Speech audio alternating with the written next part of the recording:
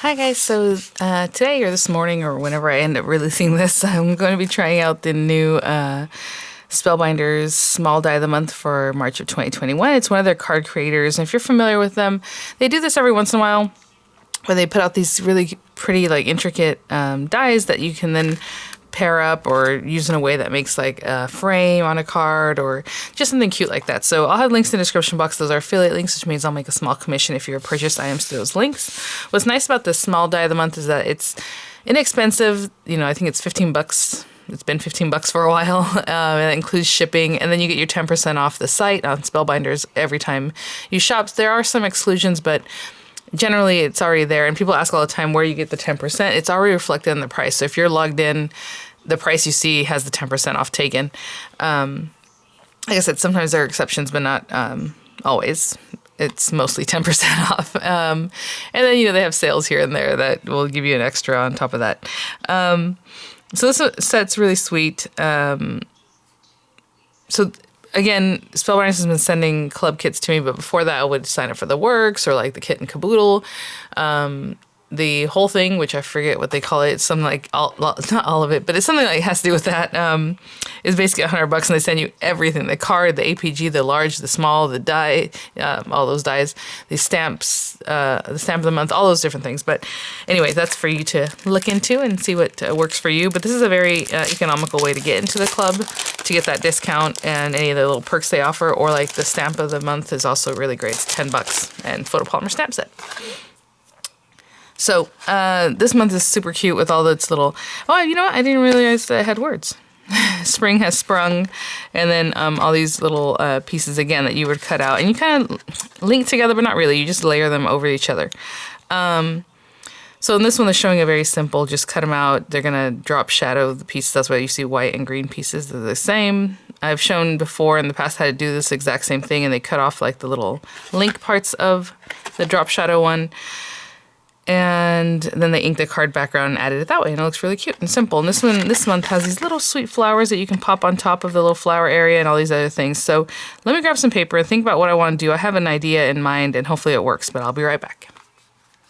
Okay, so a while back I did something where, I think it was another small die of the month, where I took one of the dies and I cut it out in foam and I made it into a stamp. And I'm going to do the same thing this time around. And what my idea is, hopefully this will work, is that it'll make a stamp frame in the background. So let's see. Take this, and I need just anything. Still has paper in it. So let's take that paper out. I'm going to use the marquee, but whatever die cutting tool you have would be great. And that should cut it. If it doesn't, I will try it again with a metal shim, but this is okay. Somebody asked me if I can put metal in the marquee. I don't know if I answered that question yet, and I don't know what they mean, but the marquee does have a metal shim that works with it, those little metal pieces that Diamond Press sells. I don't know if they mean like a big, huge, well, it has to be obviously a certain size. So I'm not sure exactly what that meant, but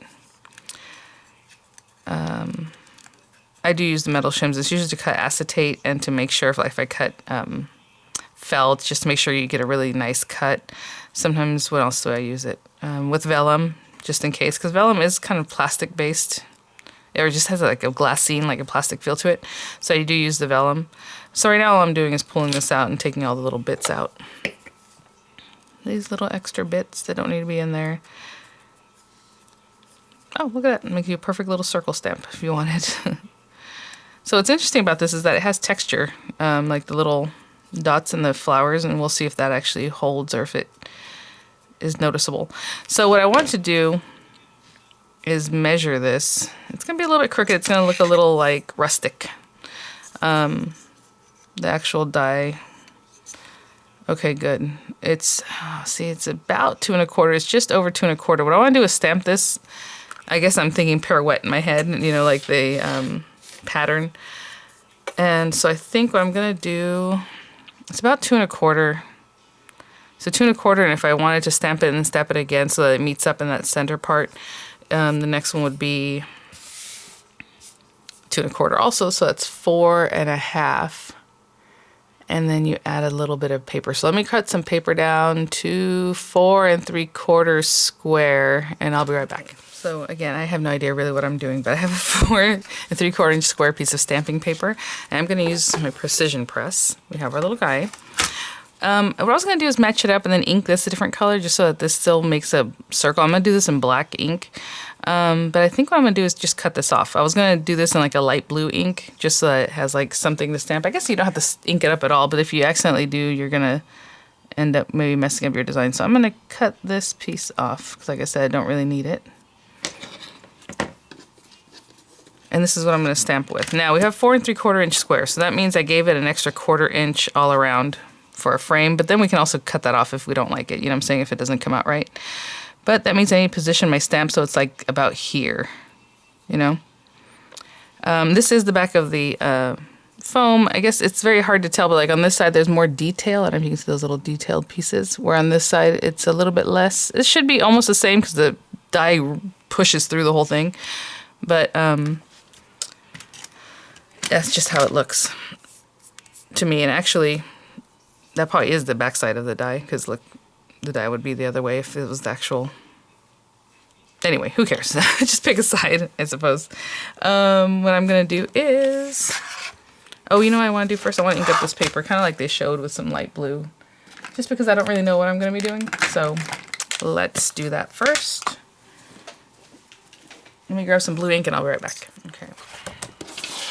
And like I said, if this doesn't quite work out, we'll trim off some of the edges, but I think the positioning sounds right.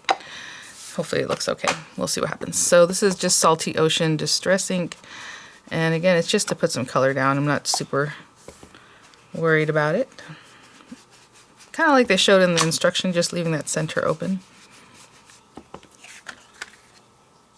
Trying out everything's kind of crazy. I do have another video, and I showed you guys the little card. I don't have it to show right now, but with the large die of the month, and then the little bunny rabbit from the stamp of the month. That's very classic and sweet looking.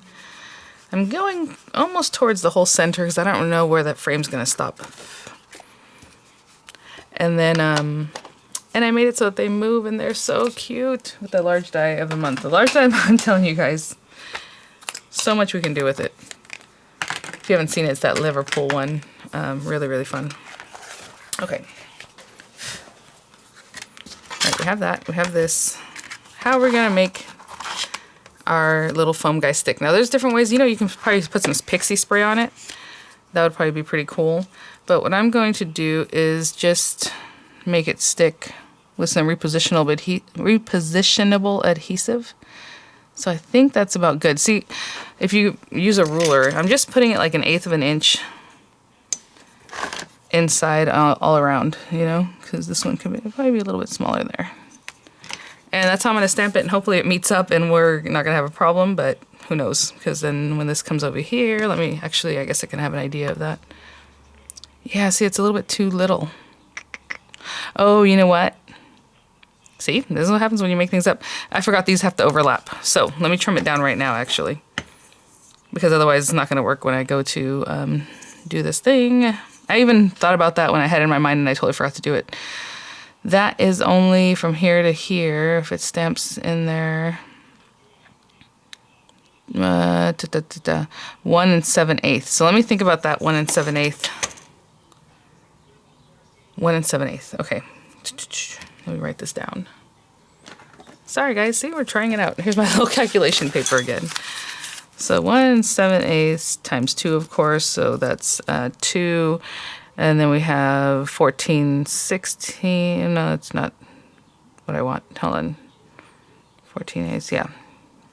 So 2, and then we have 14/8. That leaves 6/8. So 3 6/8, which basically means 3 3/4 inch square.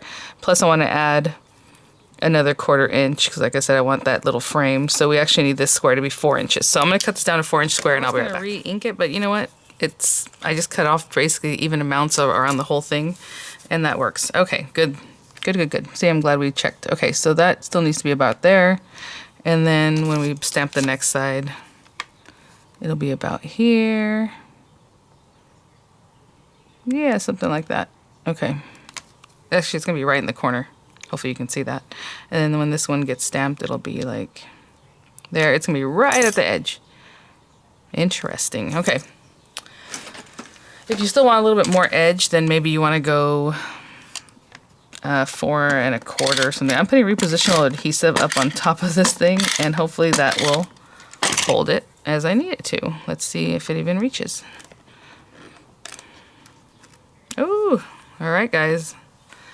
I think we're in business. Okay, let's see what happens.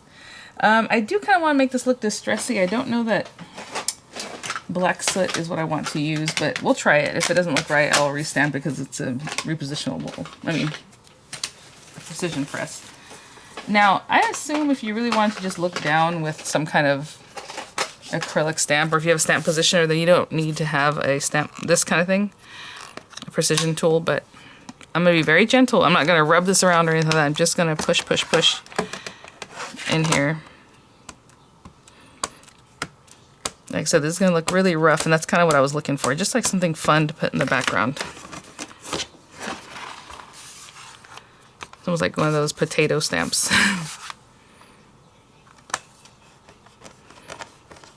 Oh, this would be a good time to use this thing too.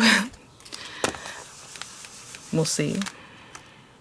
Oh, not quite. Not quite in the very center right here. I gotta push that down again. Still missing it. I need a thicker foam. Okay, I know what I'm gonna do. I do not want to move that. I don't want to move that either. Oh, this is what I'll do. This will probably be easier. Just add a little thickness under here. Now, should I do this? No, this rubber mat. This might help. This might help. Okay, let's try it again.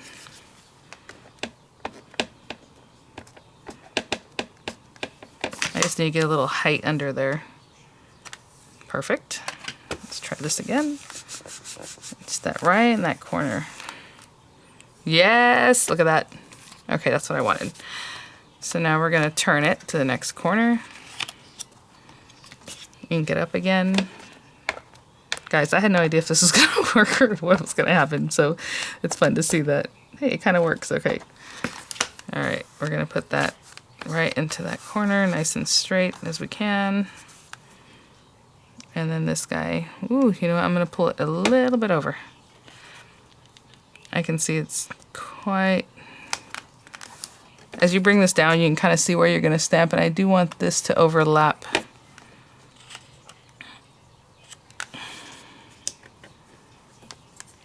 Just on that very edge. Oh my goodness. This is like edge to edge. Okay, I'm just gonna keep doing that, turning to all 4 corners and getting that done. Look! So cool. Okay, and if I have to move it, you know, like I did right now, I will do that. And I'll be right back. Wow, guys. Okay, so this is the first time I kind of tried something like this with like that precision and trying to get it. So I can see I did a little bit off, but you know what I'll do is just trim it down to make it a little bit more squared up. So I probably, instead of 4-inch, was that what I said, 4 inches? Next time I'll cut the piece of paper at 4 1/4 just to give me some room to, you know, stamp it right.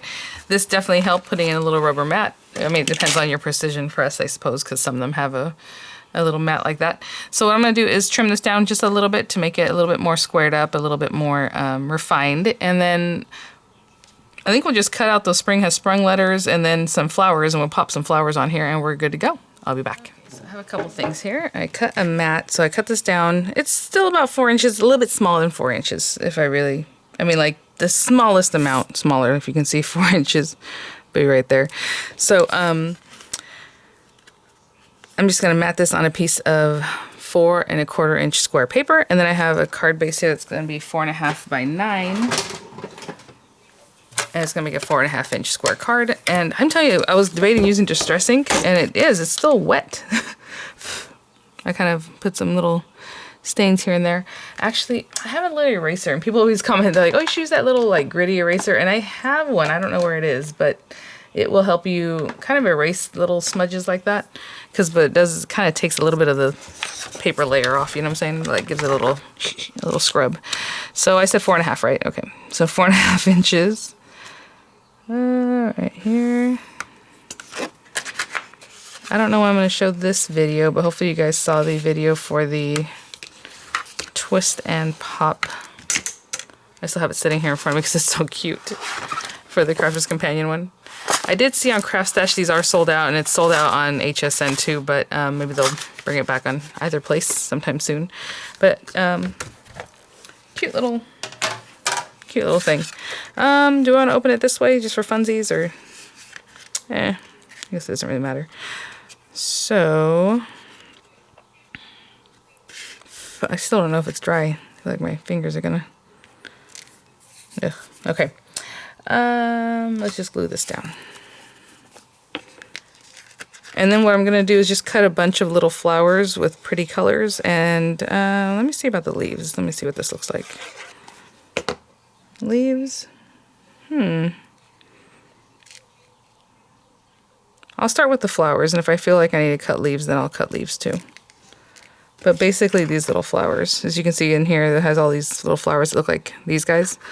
So I'm just going to run that through, but there's also different little posies and all kinds of other fun little things that we can do. I love that little floral spray there, little flower centers. Look how tiny these are. So cute. Okay, so what I'm going to do is pull out. I was going to do, you know, I like pink flowers and stuff, but with that blue background and the black, maybe it needs to be something like purples. Let me grab some paper and I'll be right back. I dug in here in my scrap pile, and I have some blue, which is like a different kind of blue. We don't need very much of either of these papers, but I'll just cut like this piece off here. Each one has 1, 2, 3, 4, 5, 6 flowers. You know, so we need 6, 12, 1, 2, 4, yeah. 6 times 4, so we need 24 flowers. So from each color, I have 3 colors. Maybe I should get 4 colors. Oh no, that's fine. In each quadrant, I'll have 2 of each. So I just did these colors. I don't know. We'll see what happens. I might switch them out. We'll see. So I'm just gonna take this, and it cuts out 3 at a time. So I'm gonna do,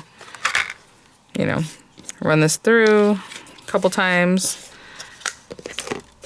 Run it through all the different colors. If you wanted to sit them on top of each other, I guess you could, just to cut more out at once, but I'm just going to cut them 3 at a time. What I mean is, like, you can double up your papers and have them come out. What's going on?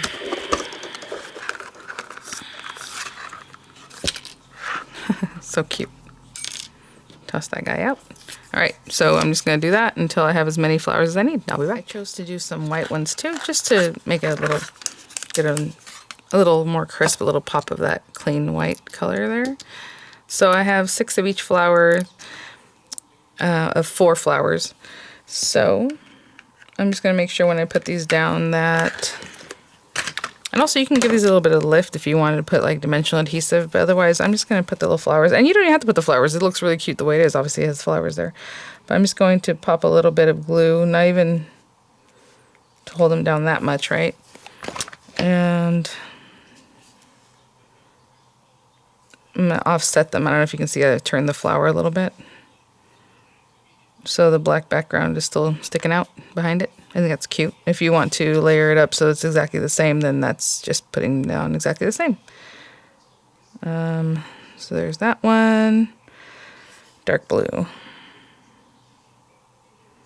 And so in each one I'm going to layer in at least 4 of the colors, right? All separate, and then add in a couple others that we're going to have a couple extra. So like this one here.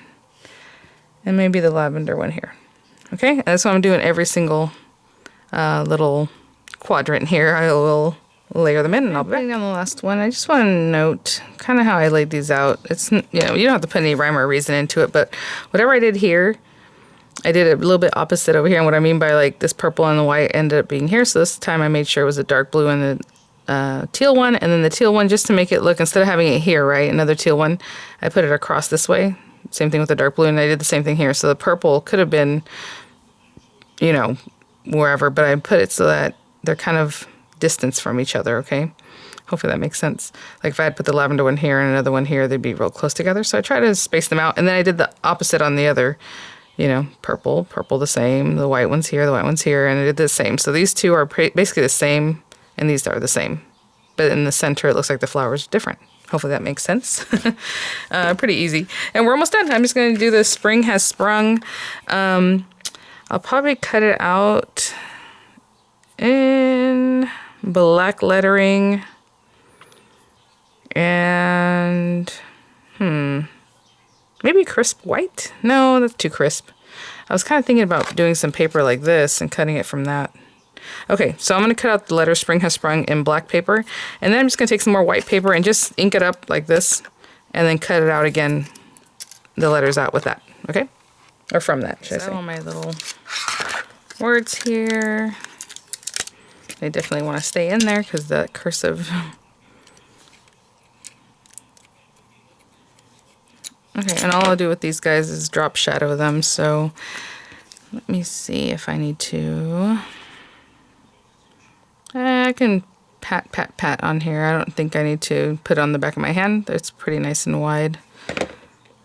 And I want the drop shadow like that. Okay, so I will drop shadow all the letters so that the black is a little bit higher up and to the left. That's just what I choose to do. And yeah, I just had this scrap of paper where I cut the white flowers, so I just put some blue, the salty ocean on there and cut that out. Okay, I'll be back. Okay guys, so we have our little Spring Has Sprung. I'm just gonna see where it best can fit here. And if you want to be very, very delicate about this, you can also pop this up. What I do like with like the 3D glue gels that has a syringe, you can do that with. You can also do several layers of this. You can cut this out with foam, the same foam we were using earlier to give it some lift behind it. But I'm just going to stick these down where I think it looks good. So I'm just going to go and do this all around and eyeball that. Like right in here, maybe. And then the has and the sprung, just gluing it down just like I just did. I'll be right back. Okay, so nice, pretty card. I like the colorway because it's unexpected for spring. Now, if you wanted to stamp the same thing in green, then it'd be, you know, nice green background. However, I just thought it would look kind of cool, kind of like wrought iron, I guess, something like that. And I think I'm going to finish it off just with a little something extra. So hopefully that's another, you know, the first time I think I did this with one of these kits was it a mandala creator? I don't even know if it was called a mandala creator. I don't recall exactly what they had called it, but it was a little while back. I'm thinking about putting a little rhinestone in each one of these centers. Let's see. And I used it. It was just like a cute little pattern they had. And I used it to stamp into like a circular pattern. It was really fun. So I thought, well, I can try something like that again here. Let me try to get that off. There we go. Oopsie. All right, well, I'll pop these in each center just to have something in there. I think that's cute. And thanks for watching, guys. Again, hopefully that gave you another idea of just looking at all your stamps that way. You can do it with any stamp really that you like, and just cut it out with some foam and use it as a, I keep saying stamp, I meant die. You just do it with any die that you have. That's not super intricate. I mean, well, it depends on your foam, I guess, and how intricate. Like, it can have, like this one's pretty intricate, but it's kind of thick, you know, so it's not really falling apart or anything. But there it is. Thanks for watching, guys, and I'll see y'all at the next one. Bye now.